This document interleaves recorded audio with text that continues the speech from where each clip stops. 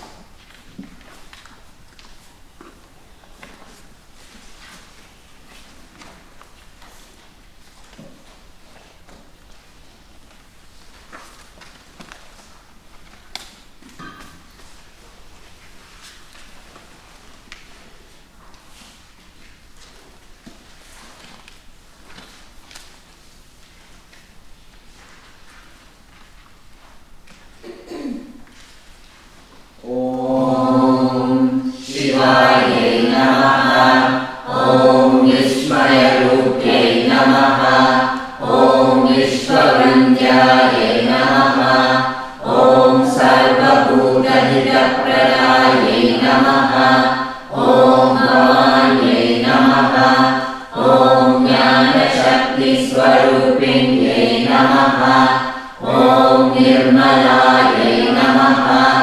ॐ निष्कलायै नमः। ॐ निरुपमायै नमः। ॐ मोहनाशिन्यै नमः। ॐ अम्बिकायै नमः। ॐ वेदवेद्यायै नमः। ॐ चिदम्बरवास्यै नमः। ॐ सर्वतत्त्वस्वरूपिण्यै नमः। ॐ पराशक्त्यै नमः। ॐ शिवज्ञानप्रदायिन्यै नमः। ॐ सच्चिदानन्दविग्रहायै नमः। ॐ श्री शिवकामसुन्दर्यै नमः।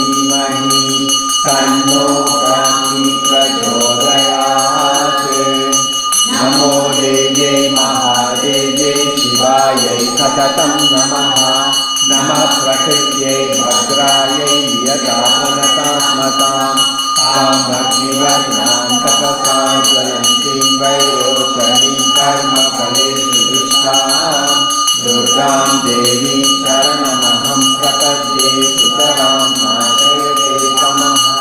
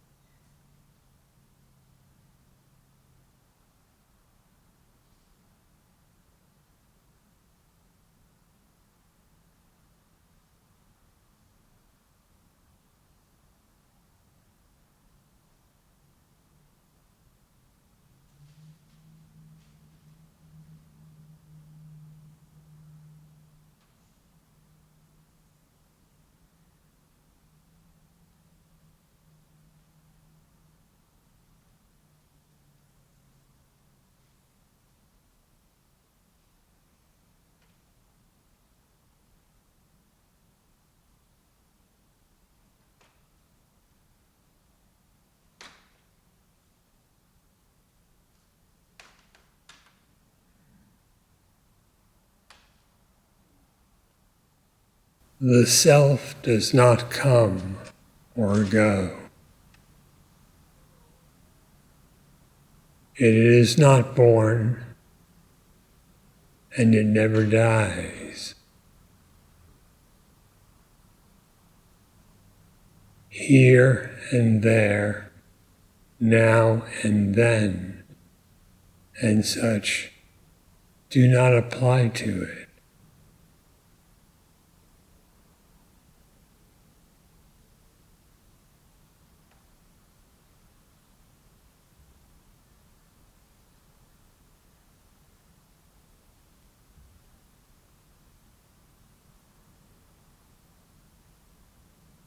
Measureless, undefined, it is known with non-objective knowledge.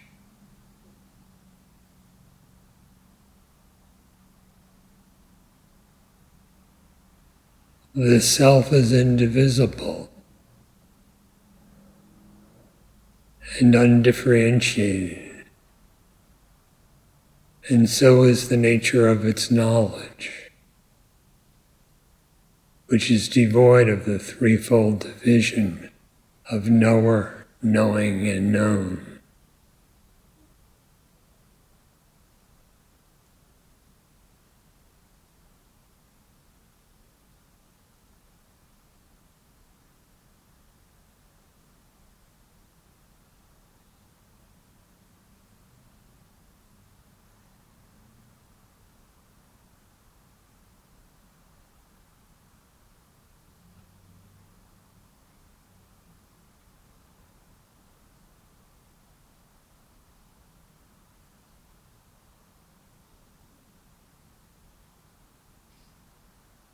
It is bodiless, and the knowledge has no physical signs.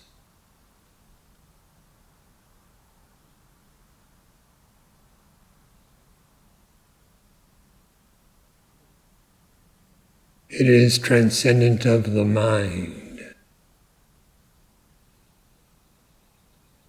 and the knowledge itself is beyond all thought.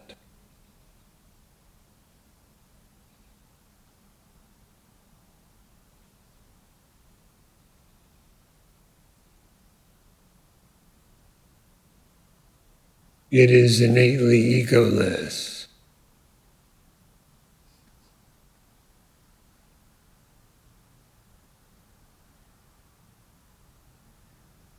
And the knowledge dawns when there remains not the least bit of individuality.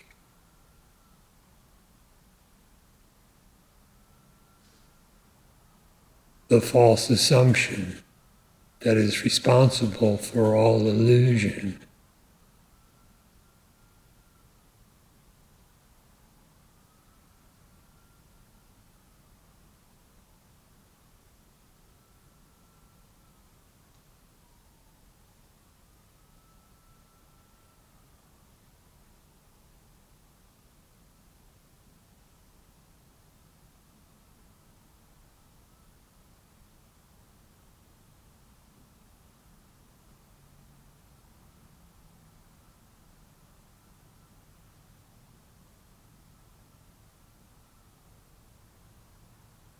For this knowledge, inquire.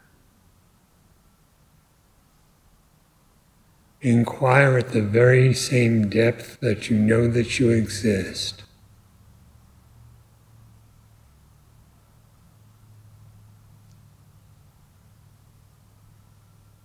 Such knowledge does not depend on anything sensory or mental.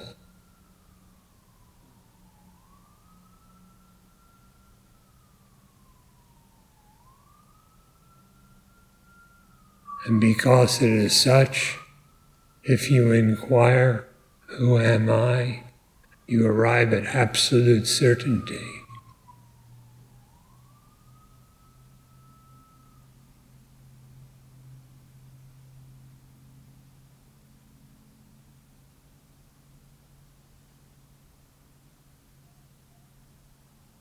The knower of Brahman becomes Brahman.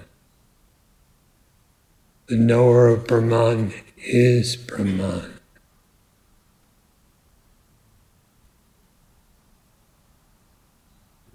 Who are you?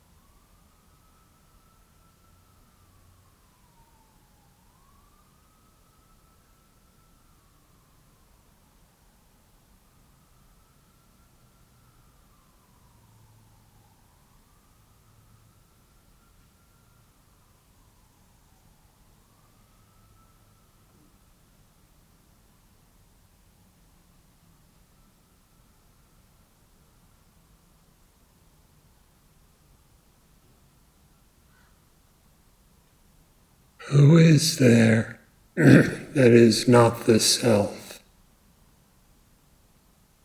Is there any such one?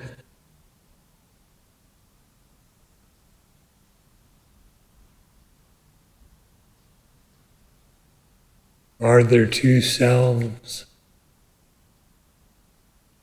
One endowed with ignorance and one of the nature of knowledge itself, or pure consciousness?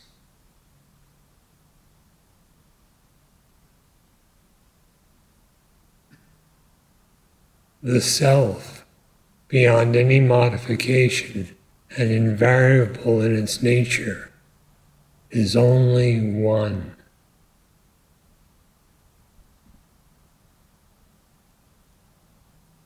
Multiplicity is a product of imagination.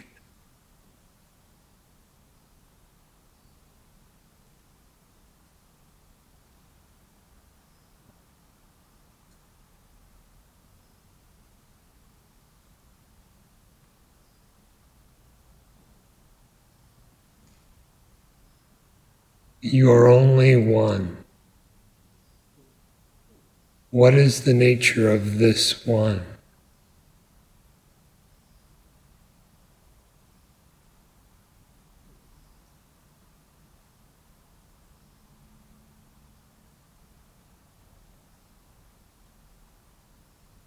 Realize this, and what you know, you are. And for that which you are, there is no coming, no going, no division of any kind.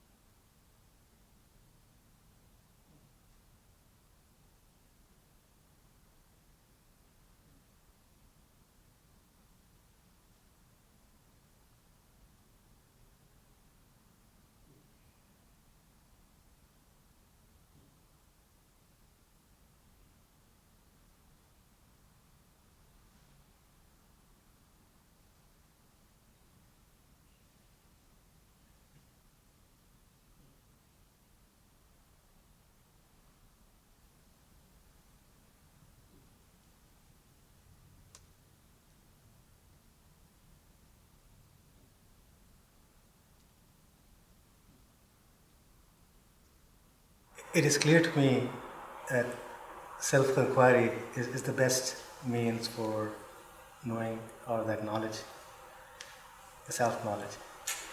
But at the same time, I also see a lot of inhibitions. The ego is persistent. I've been studying the Yoga Sutras for the last month or so, and there's an elaborate description from a sadhana point of view that unless the mind stuff, the chitta is restrained, and the knowledge of the self doesn't arise. And they give a list of all the things that need to be followed, the pranayama, the dharana, pratyahara and all that. From an Advaitic perspective, are these even necessary from an inquiry, from somebody who's actually trying to follow the path of inquiry? Because no matter how we try, how many times I ask the question of who I am, the mind stuff and the battle with the gunas, the sattva, rajas and tamas and their combination doesn't let me go into that depth that's necessary to pursue the inquiry at a non-objective level. So I was thinking whether are these things that are talked about in the yoga and yogic perspectives, which is also dualistic, are these even necessary when one is pursuing the path of inquiry? All are agreed that one must stand beyond the mind.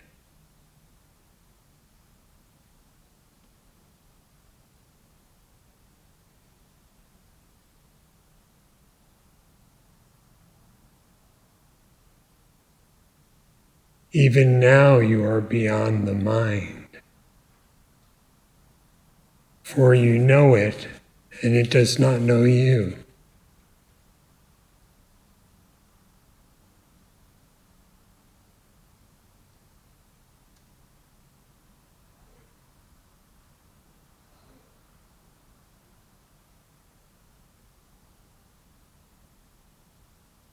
Yoga is said to be control of the mind, control of thought.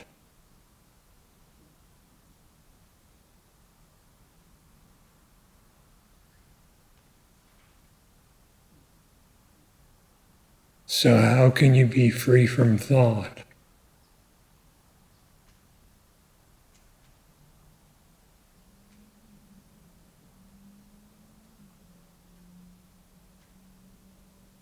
You must know that which has no coming and going.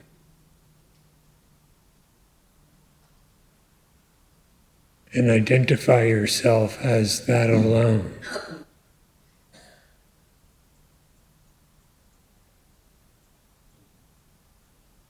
Since all thoughts come and go, identification with them should be abandoned.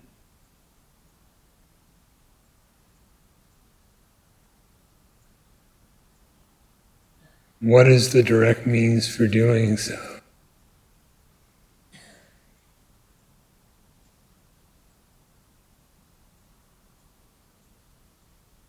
Inquiry does not presuppose the existence of the unreal, as if it were real.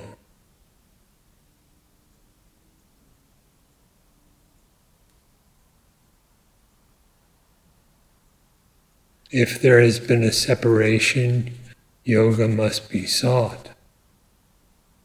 Are you separate?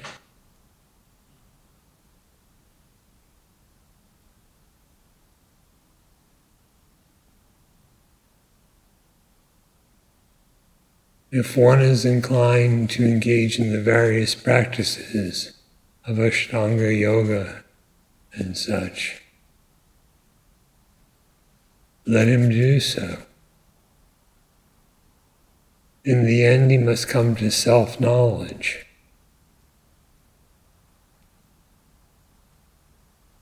That which is at the end is now also.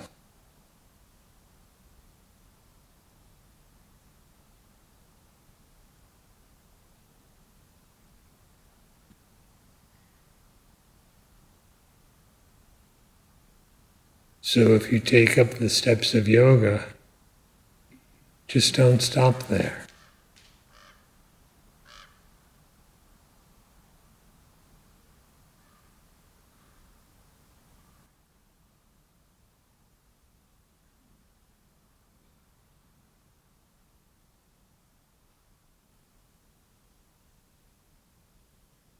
That is clear.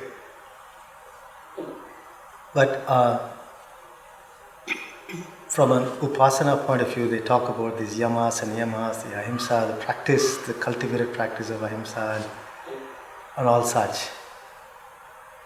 When we do the inquiry, is there a necessity to pay attention to it, or are these natural when inquiry is practiced with sincerity?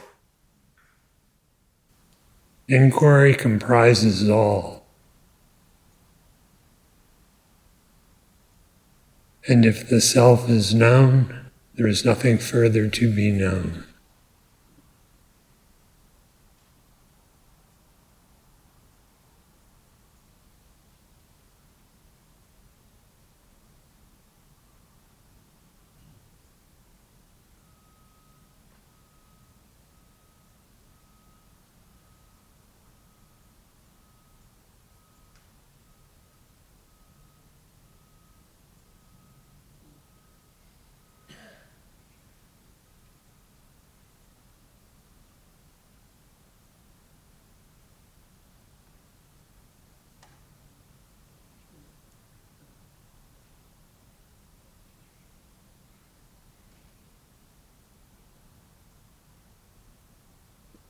So if you feel inclined to practice such steps of yoga, still do not neglect the inquiry.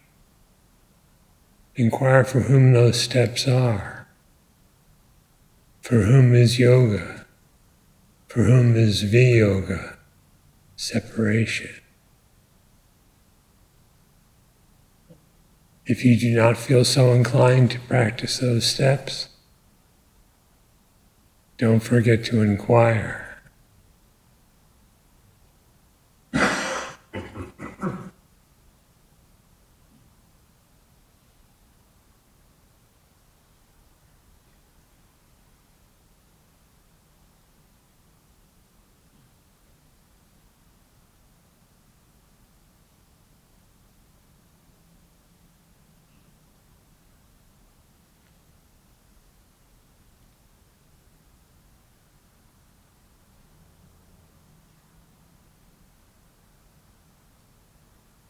In addition, in Aparokshanabhuti and other works, Adi Shankaracharya has described the steps of yoga in Vedic terms.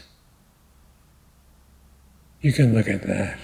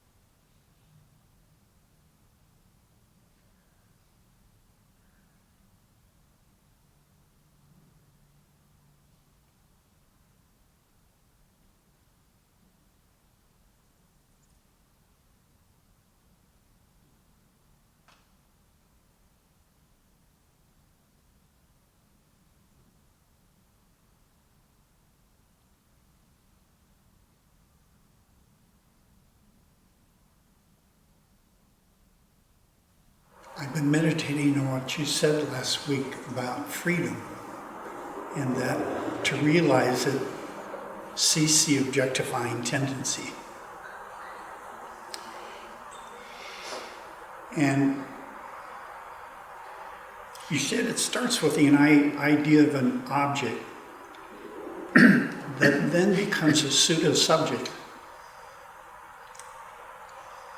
And I took the pseudo-subject as to mean that it's a second. It's not a real subject, but it's assumed to be a subject. And I was trying to figure out, how does that happen? How do you go from an inert thing called this idea of an individual to one that thinks that it appears to come alive? And I think that happens when I misidentify and think that's I. That seems to just like turn this thing on and make it appear to be not a pseudo, but it looks like a real thing. And from that viewpoint, everything's corrupted. Reality's inverted, identity is not right, and the source of happiness is no longer within, it's somewhere out in this supposed worlds of objects and whatever. So, I mean, that was very useful, but it's like, okay, you got to cease it though. Just seeing kind of the mechanics of it will not make it end. You actually have to. So that's what I was really trying to. It seems like for a few days after that discussion, I had a pretty good handle on ceasing it. And when it ceased, it's clearly impossible to misidentify.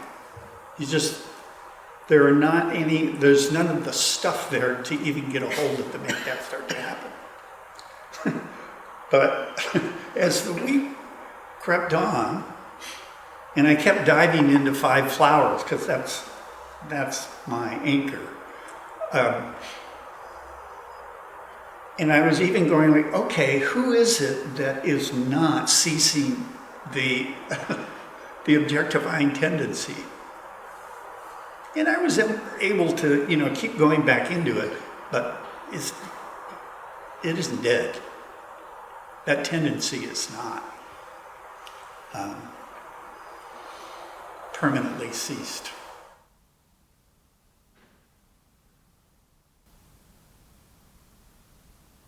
Because you attribute identity and reality and happiness to it.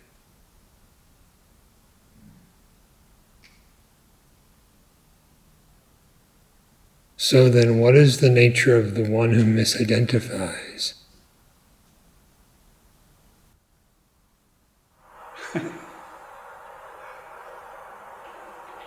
When I try to figure that out, it's like going into the pseudo-subject that connects to this imaginary object, and then there's nothing left after that. It's not connected to anything. It doesn't have a real root. The pseudo-subject is a false subject. How false is it?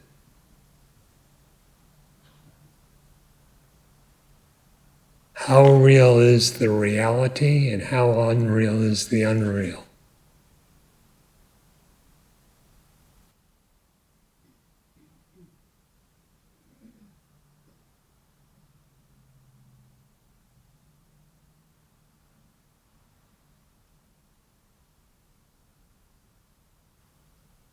I think the reality, I understand that pretty well. I think what I don't understand clearly is what isn't real.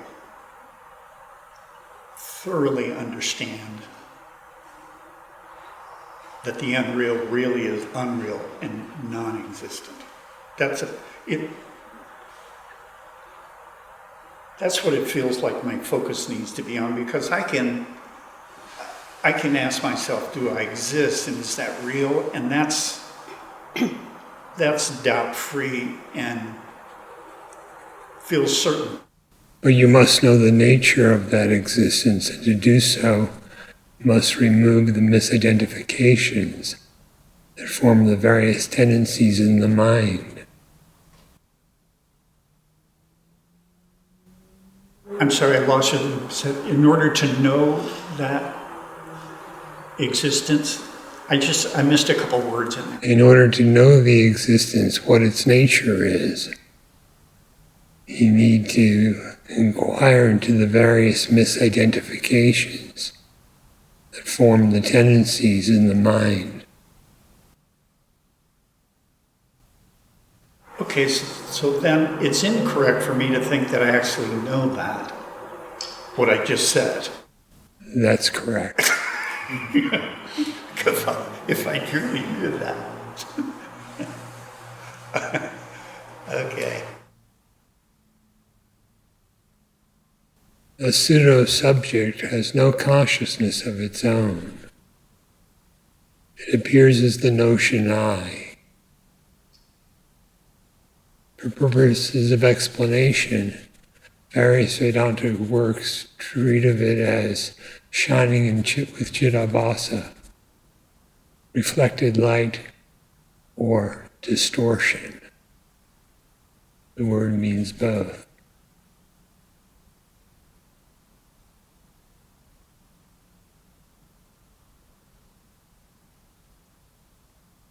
We should trace the reflected light to its source.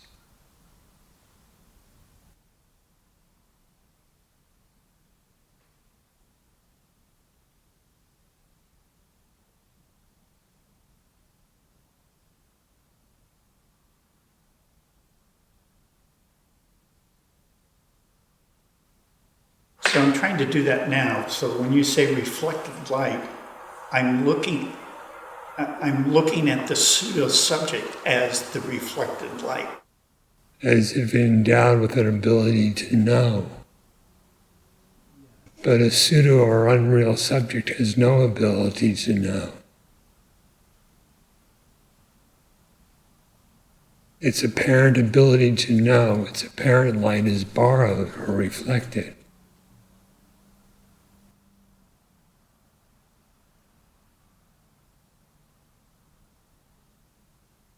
Yeah, it doesn't know itself.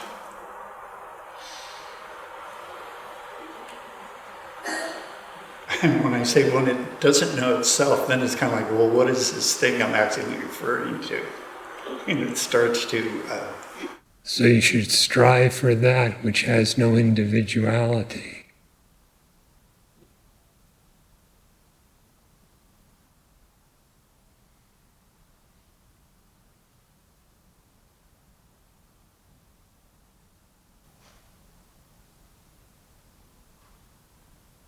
The knower of Brahman becomes Brahman. What does it mean? It is possible only if there is utter effacement of the ego, of the false assumption of individuality.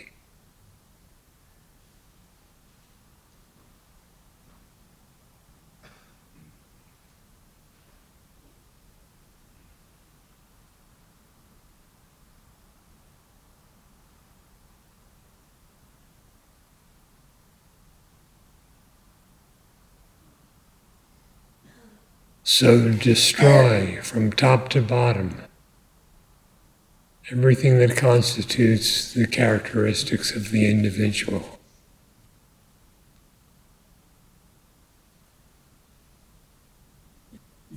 See what remains.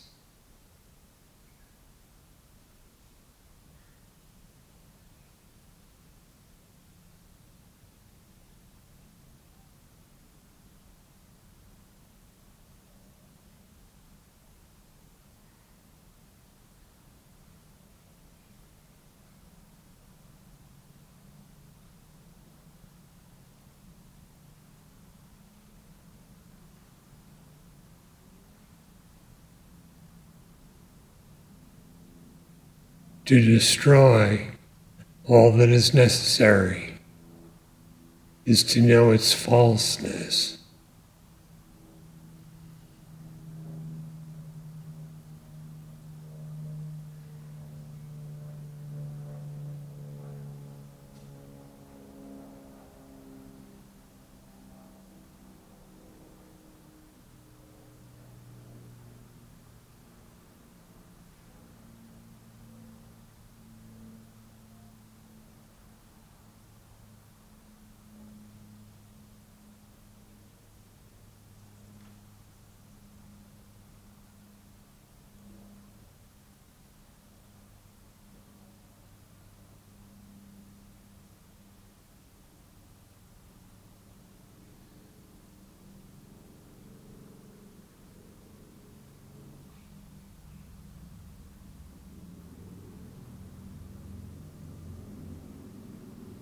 So search.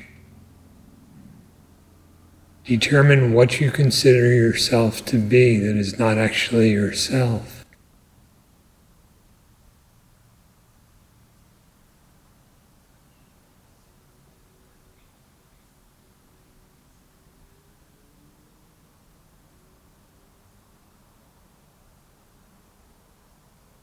And upon discerning such, then determine what you are and what you are not.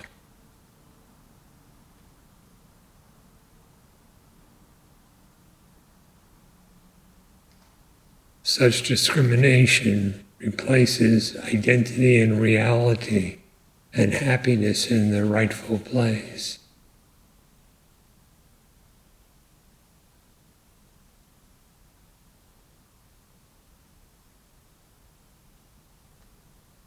The discrimination, the discriminative inquiry, removes all the ignorance. It is removal of the unreal.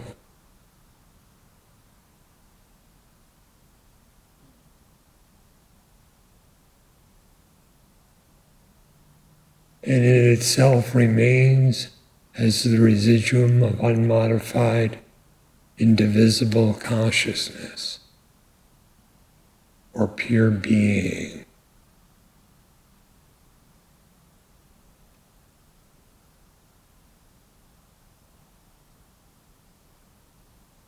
So, discern, discriminate, lose yourself,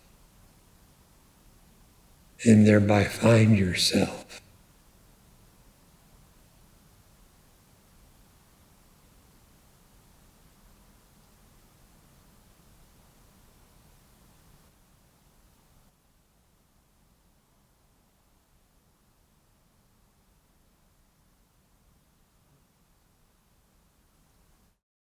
Last Friday, I made a disparaging remark or two about another religious tradition, and I just regret having done that.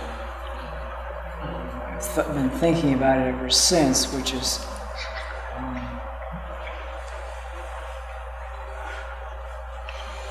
I just would like to apologize for having done that. It's not something one should ever do. Didn't work for me, but it works for others, so we just need to find the one that works for us and not worry about the rest. And so I just wanted to apologize for that, and hopefully I didn't say anything that offended anyone else who was listening.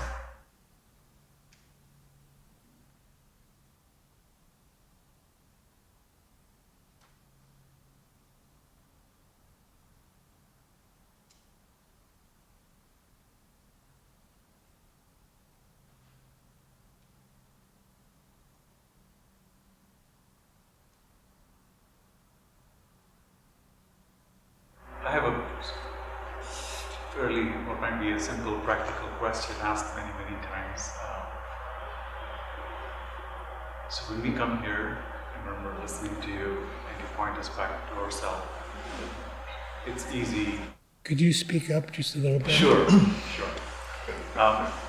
So my question may be a simple, frequently asked question kind of a thing. I'd like to hear your perspective. When we come here and we're in this meditation hall and we listen to you and you point us back to ourselves, it's easy to focus, it's easy to inquire. The moment we step out and the world enters to distract us, it becomes so much harder. And given that we spend most of the time, most of our lives out there rather than in here, how do we take in here to out there? Where precisely is the boundary line between in here and out there?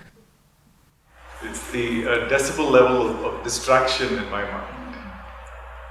It's the stimuli that's coming at us. Do the stimuli distract you, or do you distract yourself?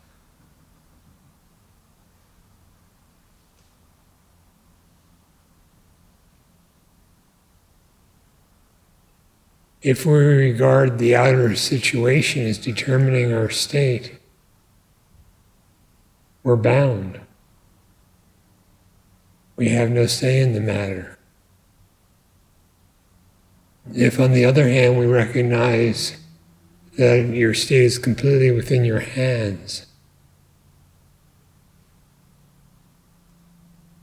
then you are not bound. You are free, and you're free to find out just how free you really are. That's a fair point. The one question I have in a practical situation is sometimes we are required to do intense mental work that requires our whole focus and attention in a worldly problem. At that time, what do we do with self-inquiry? Does it cease? Does it pause? Inquiry should continue. In fact, inquiry alone can continue because it's mind transcendent to begin with.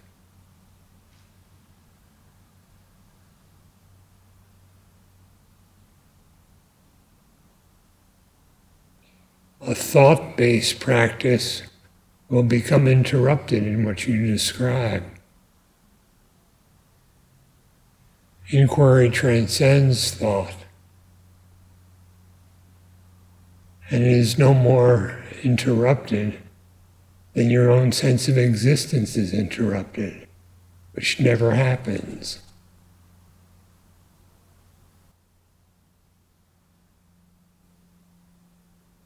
My experience of it is that it seems to pause. Is there a technique, or is there... How do I know? How do I continue it is something I don't quite get. How do you continue inquiry when I'm engrossed in a worldly problem?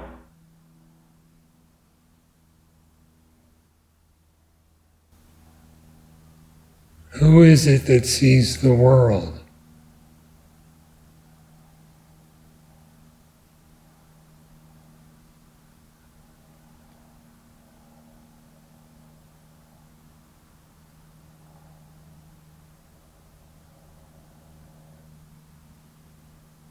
Who sees the world and then imagines that he's caught up in it?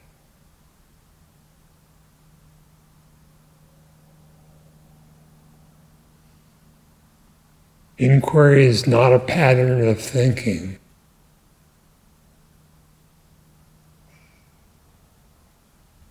It's not even a state of directing mental attention.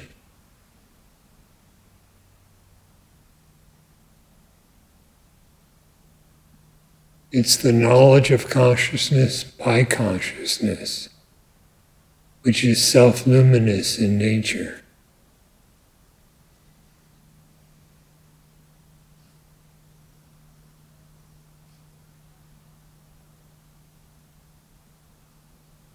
Different environment, the thoughts change.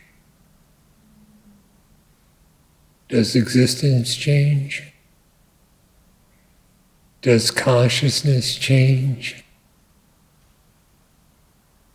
It continues to know without a break.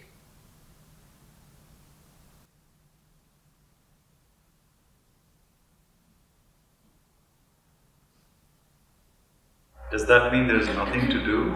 Because it continues to know itself and it cannot be broken? There's nothing to do, just go on with worldly duties? I'm trying to get that straight. Discern what your identity is.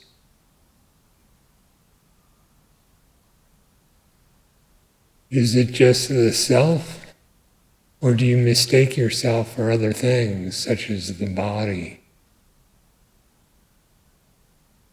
If you're mixing together the real and the unreal, the non-self with the self, you need to sift it, to discriminate.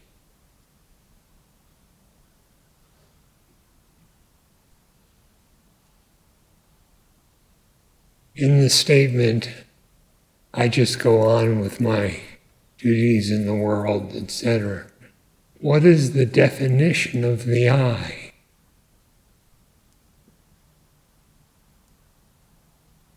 That should be examined.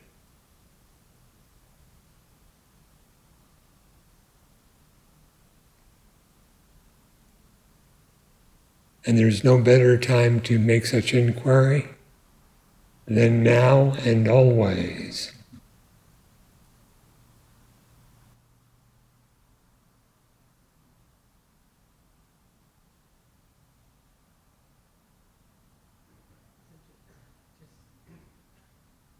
Seems like when I'm in that situation that you're just discussing,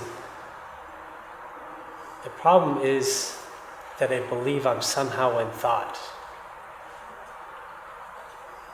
And that seems like the problem where, because I think I'm in thought, and what you're discussing though is transcendent of that. In what manner are you in thought?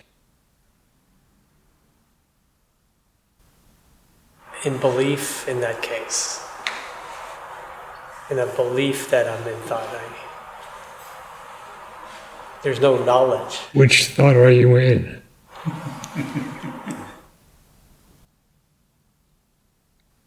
Or are you in all of them, even if they're contradictory? Yeah, that's the case, yeah. Probably not every single one, but probably a lot of them. What is it that knows the thoughts?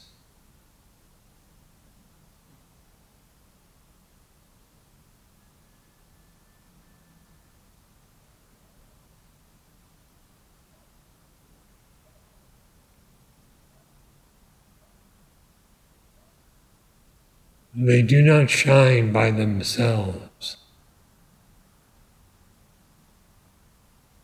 Thoughts do not know themselves. Thoughts do not know each other. And thought doesn't know the consciousness which knows them.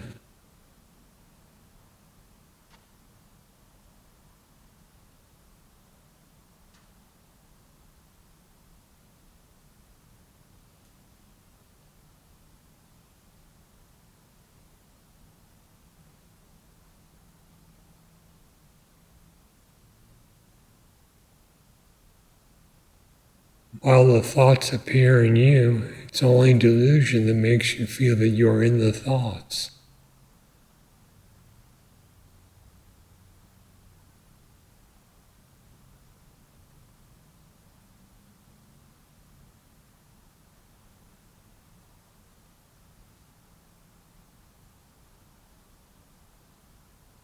Is there any thought that is actually you?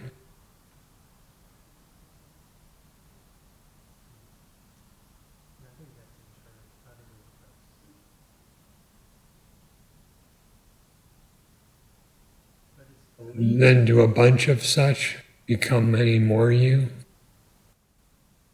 The weird thing is in that split second of believing that it's real, it seems like it has that eternal quality for some reason.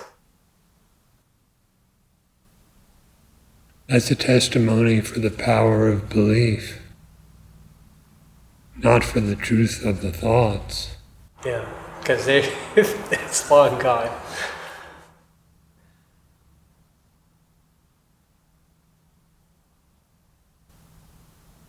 So one thought appears true at one time, and another thought appears true at another time. The previous thought is already regarded as unreal or as non-existent. But it seems like the continuity... Where does the belief come from? Yeah. Where does the sense of reality come from? Yeah, that's the part that has to be discriminated, because it seems like that superimposition is what is occurring, right? Where the solidity of myself is superimposed on these totally transient thoughts. Because that self seems solid, seems beyond doubt in a sense. But those thoughts, like what you're describing, make it sound obvious that there's no way. It could, I couldn't possibly be that. And yet when I endow that superimposition, that life, that reality, all of that comes from you. Who are you? you have to remove that. Are you a thinking entity?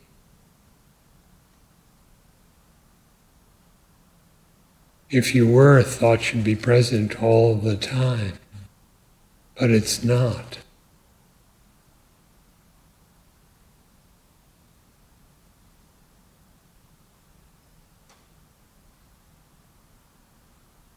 Are you anything that can be conceived in thought?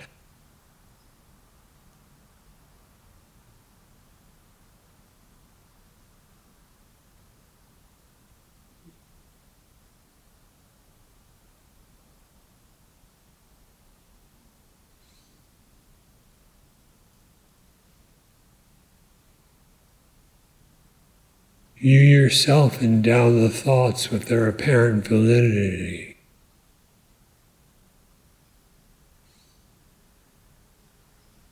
And you yourself imagine thought to be existent.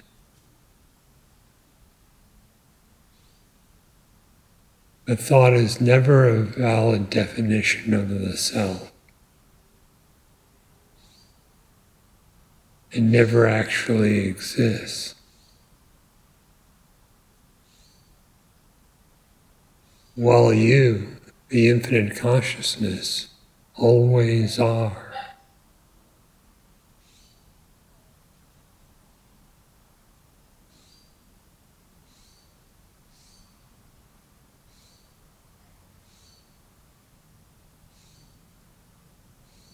It is best to believe in that which is the source of belief itself.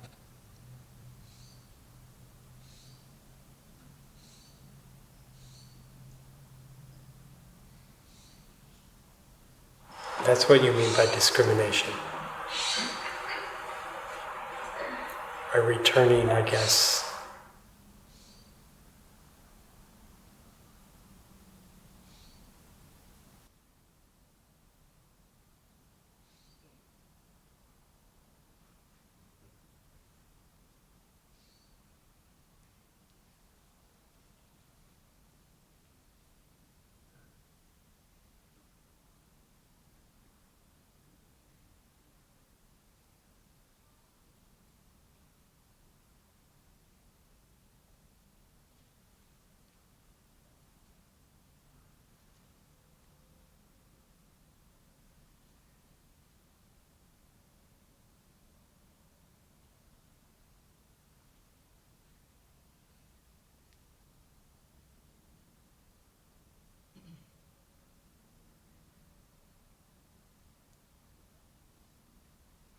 from the Upadesha Sahasri. Nanyadanyat Prakaranam. Nanyadanyat bhaved vyadvat nanyat kinchit vichintayed anyasyanyattva bhavehi nashastasya dhruvo bhaved.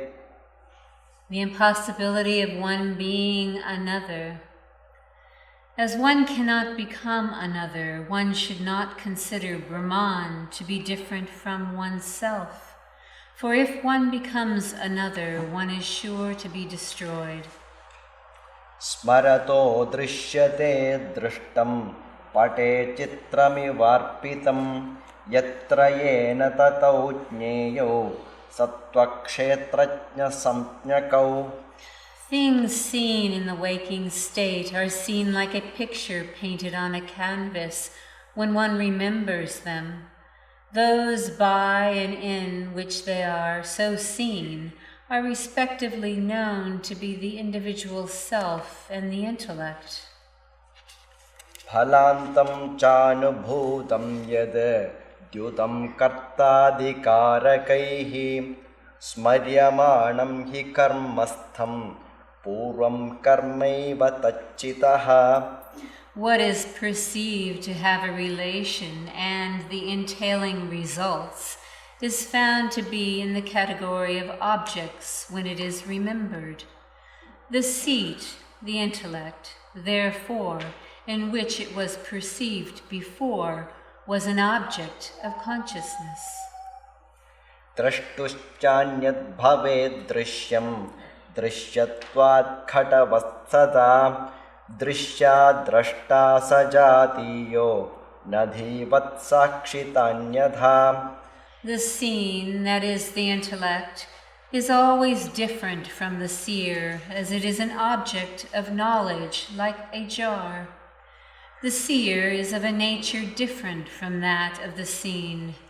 Otherwise, the seer would be devoid of the nature of being the witness, like the intellect. Swatma buddhim apekshyaso vidhinam syat prayojakaha jatyadishavavattena tadvannanatmatanyadha. When they are considered to be one's own caste, etc., they become the cause of injunctions like a dead body. They do not, therefore, belong to the self. The self would otherwise become the non-self. Na priya priya ityuktehe na dehatvam kriya bhalam deha yoga kriya hetuhu tasmad vidwan kriyastyajed. As it is said in the Shruti, pleasure and pain do not touch one who is bodiless. Bodilessness is not the result of actions. The cause of our connection with a body is action. Therefore, an aspirant after knowledge should renounce actions. Karma swatma swatantraschet nivrittam chattadheshyatam adehatve phale karye jnate kuryat katham kriyaha. If the self is considered to be an independent with regard to the performance of actions, it must be so with regard to their renunciation also. Why should, therefore, one perform actions when the result is known to be bodiless, which cannot be produced by actions? Jatyadin samparityajya nimittam karmanam buddhaha karma hetu viruddham yat swarupam shastradasmaret. After giving up caste, etc., which are the causes of duties, a wise man should constantly remember from the scriptures his own real nature, which is incompatible with causes of duties. Atmaikas sarva bhuteshu tani tasminscha yadha padyagad vyomavat sarvam shukram deeptam adishyate. The one and the same self is in all beings, and they are in it, just as all beings are in the ether. As by the ether, everything is pervaded by the self, which is considered to be pure and consisting of the light of pure consciousness. Vranasnai vora bhavena sthulam deham nivarayet shuddha papataya lepam lingam cha kayamityuta. By negating wounds and sinews, the Shruti negates the gross body from the self. Being pure and free from sin and virtue, the self is free from all the impressions of pain and pleasure. The Shruti again discards the subtle body by calling the self bodiless. Vasudevo yadashvasthe swadehe chabhravit samam tadvadvetiya atmanam samam sabrahma vittamaha. He who knows the self to be the very same everywhere, like Vasudeva, who speaks of the same self residing in the peepal tree, and is his own body, is the best of the knowers of Brahman.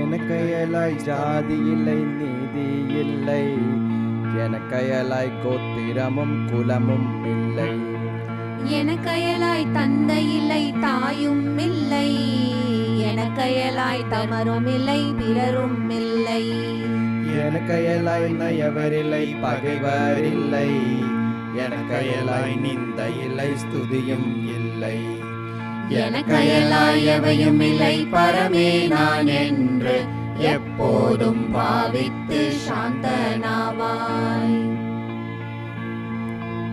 எனக்கையலாய் காமமில்லை கோபமில்லை, எனக்கையலாய் லோபமில்லை மோகமில்லை, எனக்கையலாய் மச்சரமும் மதமும் இல்லை, எனக்கையலாய் மானமவமானமில்லை,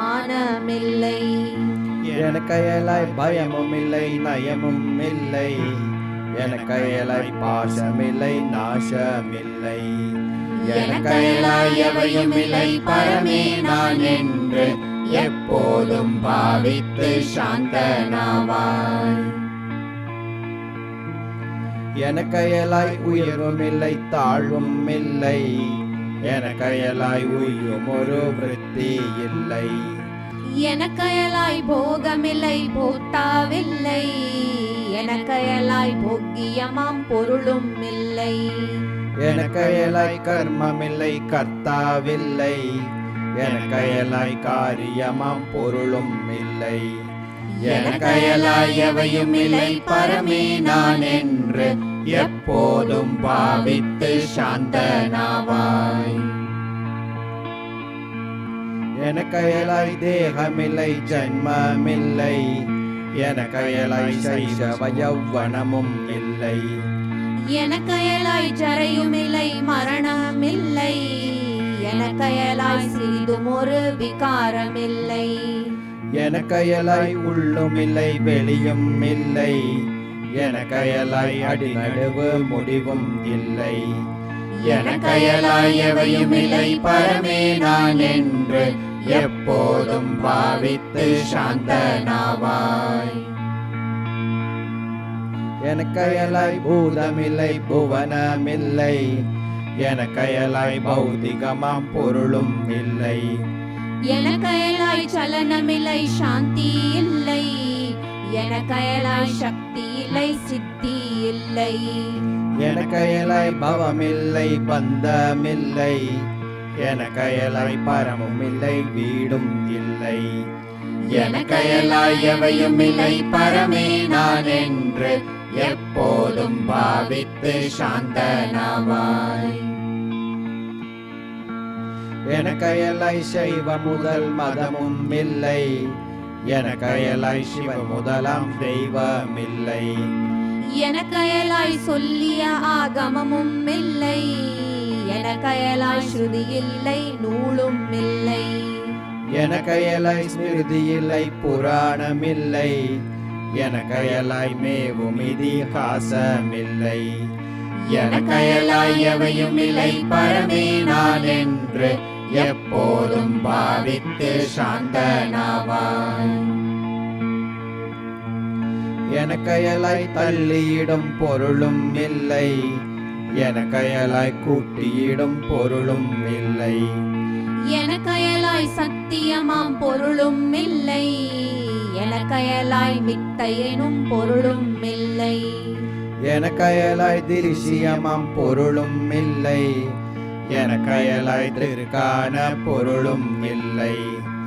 எனக்கயலாய் எவையும் இல்லை பரமே நான் என்று எப்போதும் பாவித்து சாந்தனாவாய். எனக்கயலாய் மூன்று வித தேகமில்லை, எனக்கயலாய் முழுந்திடும் மூன்று அவஸ்தை இல்லை. எனக்கயலாய் பஞ்சவித கோஷமில்லை, எனக்கயலாய் படரும் அபிமானி இல்லை. எனக்கயலாய் வியஷ்டி இல்லை சமஷ்டி இல்லை, எனக்கயலாய் ஜகஜீவ பரமே இல்லை. எனக்கயலாய் அணுவும் இல்லை பரமே நான் என்று எப்போதும் பாவித்து சாந்தனாவாய். பிரம்ம வடிவானவனக்கிதரமாக பிறங்கியிடும் இதுவென்னும் பொருளும் இல்லை. பிரம்ம வடிவான எனக்கிதரமாக பிறங்கியிடும் அகவென்னும் பொருளும் இல்லை. பிரம்ம வடிவானவனக்கிதரமாக பிறங்கும் ஒரு பொருளும் ஒரு காலும் இல்லை. பிரம்ம வடி அகமென்றே இடைவிடாமல் பிரியமுடன் பாவித்து சாந்தனாவாய். அந்நியமாய் காண்பதெல்லாம் பிரம்ம மாத்திரம், ஆதலினால் உளது பர பிரம்மம் ஒன்றே. இன்னவிதம் இருந்திடினும் இனக்கிப்போதிங்கு இயம்பியிடும் குரு சீடன் உலகமாதி. பின்னமென தோற்றிடுமே பேதமெல்லாம், பிரம்மெனும் அப்பிரம்ம நானே என்னும் மன்னுதிட பாவனையான் மனதை வென்று மகதான பிரம்மமதாய் சாந்தனாவாய். ஆன்மாவுக்கயலாக அணுவும் இல்லை, அகிலமுமே அனவரதம் ஆன்மாவேயாம். ஆன்மாவுக்கயலாக பிரம்மமில்லை, அப்பிரம்மம் தனக்கயலாய் ஆன்மாவில்லை. ஆன்மாவே அகண்ட பர பிரம்மமாகும், அகண்ட பர பிரம்மமதே ஆன்மாவாகும். ஆன்மாவாம் பரபிரம்மம் மகமே என்றிங்கு அனிசமுனி பாவித்து சாந்தனாவாய். ஆன்மாவே அகில அதிஷ்டானமாகும், ஆன்மாவே அனைத்துக்கும் சாரமாகும். ஆன்மாவே அகிலமுமாம் ஸ்வரூபமாகும், ஆன்மாவே அனைத்துமில்லா ஸ்வரூபமாகும். ஆன்மாவே அத்வைத ஸ்வரூபமாகும், ஆன்மாவே அகண்ட பரபிரம்மமாகும். ஆன்மாவாம் பரபிரம்மம் மகமே என்றிங்கு அனிசமுனி பாவித்து சாந்தனாவாய். ஆன்மாவே நித்தியமாம் சத்துமாகும், ஆன்மாவே நிர்மலமாம் சித்துமாகும். ஆன்மாவே நிரதிசயானந்தமாகும், ஆன்மாவே நிகில பரிபூன்றமாகும். ஆன்மாவே நிஷ்கலமாம் ஸ்வரூபமாகும், ஆன்மாவே நிறைந்த பரபிரம்மமாகும். ஆன்மாவாம் பரபிரம்மம் மகமே என்றிங்கு அனிசமும் நீ பாவித்து சாந்தனாவாய். சண்மயமாம் பரபிரம்மஸ்வரூபமெல்லாம் சண்மயமாம் பரபிரம்மஸ்வரூபனானே. சின்மயமாம் பரபிரம்மஸ்வரூபமெல்லாம் சின்மயமாம் பரபிரம்மஸ்வரூபனானே.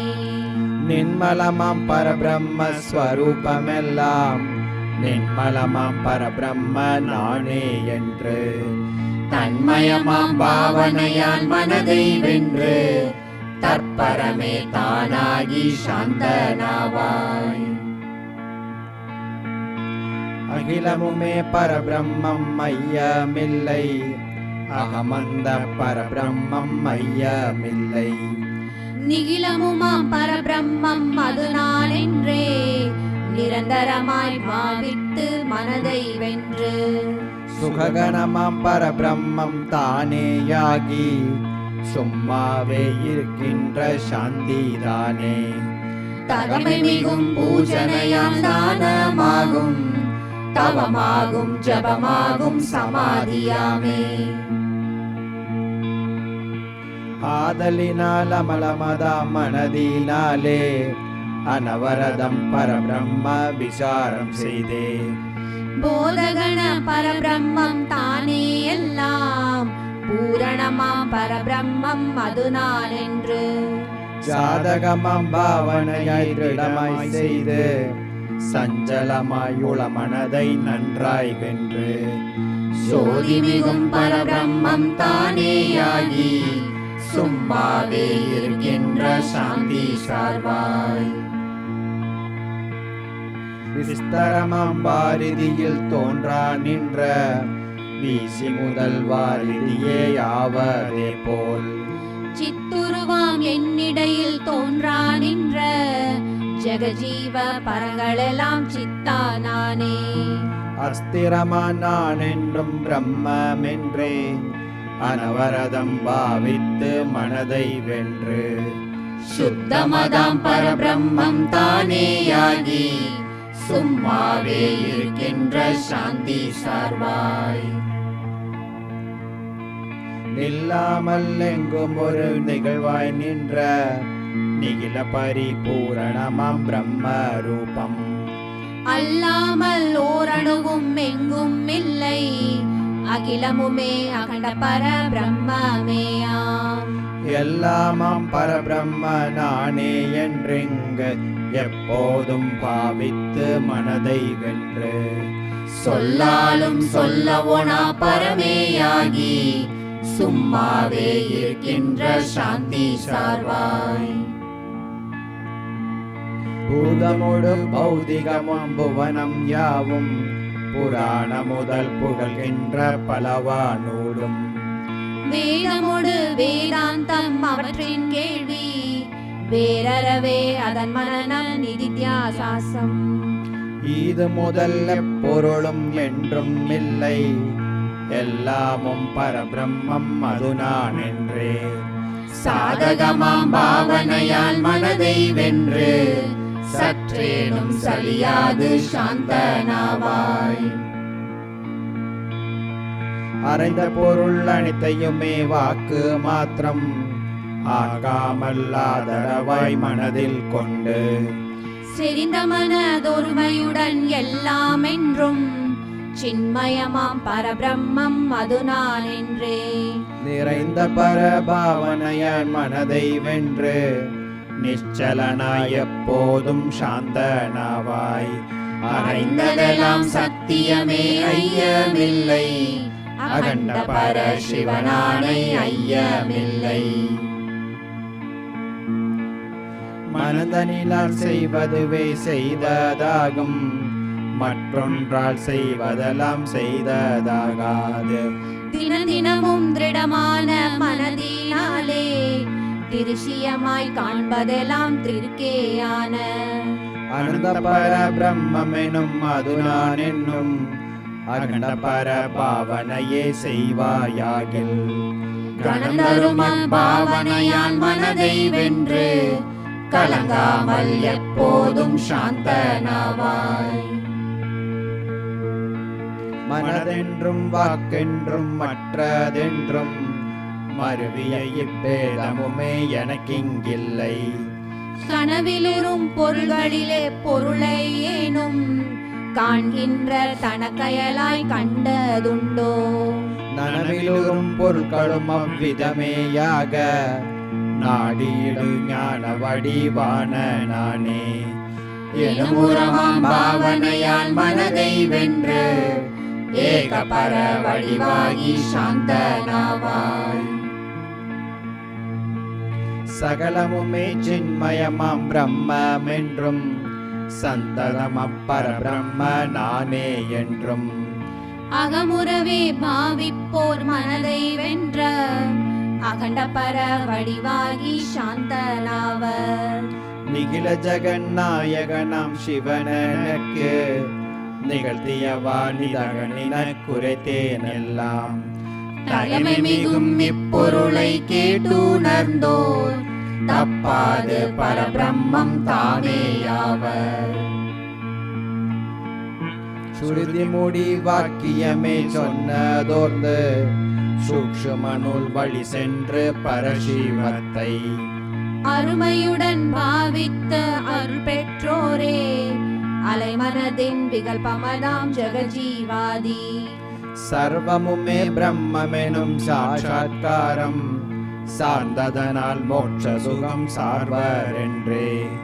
பெருமை மிகும் ரிபு முனிவன் நிதாகனுக்கு பிரிவின் மன சாந்தியினை பேசினானா.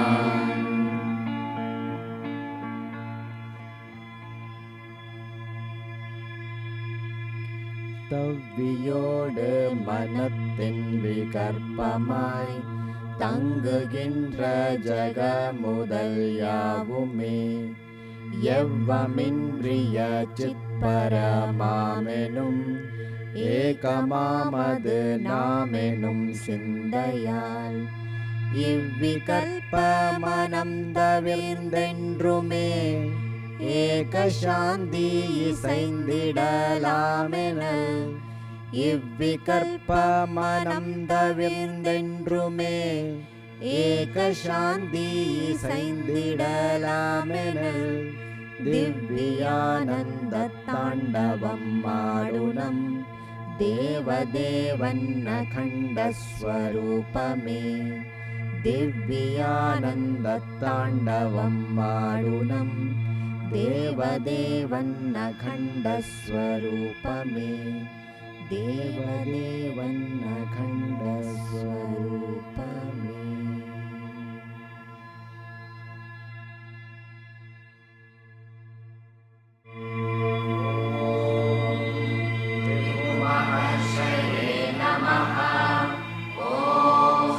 स्वयं शिवोपदिष्टाय नमः। ॐ केदारशैलशिखरे वेदान्तसारप्रवाहकाय नमः। ॐ निरागमुनिजनवन्दिताय नमः। ॐ ब्रह्मज्ञानिने नमः। ॐ स्वात्मनिरूपणसमर्थाय नमः।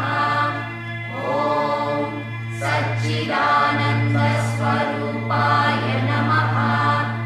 ॐ अखण्डैकरसानुभवाय नमः। ॐ अद्वैताचार्याय नमः। ॐ कैवल्यदीक्षिताय नमः। ॐ स्वप्रकाशाय नमः। ॐ चिन्मुद्रिणे नमः। ॐ संशयहराय नमः। ॐ निर्भेदाय नमः। ॐ निरहङ्काराय